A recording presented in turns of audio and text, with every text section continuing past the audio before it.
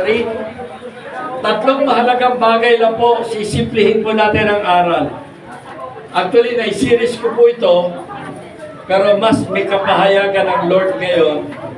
Kasi ito po yung pag-i-encourage si San Pablo sa mga taga-Roma.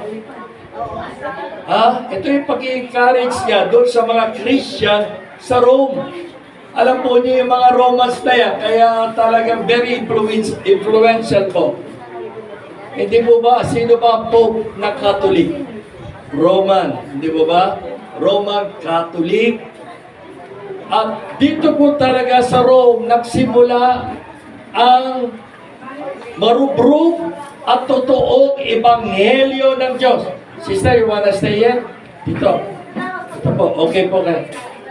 Sayang, Cha, rinig niyo ako dyan? Todo na ba ito? Kaya pa?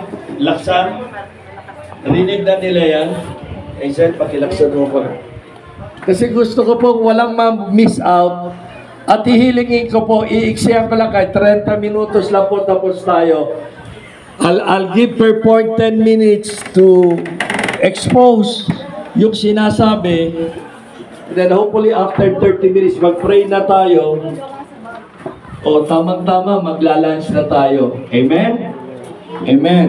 Okay, hindi naman po kasi medyo sinira muna ni Pastore panlasan nyo. Busog na kayo ng konti. Amen? So yung mga bata at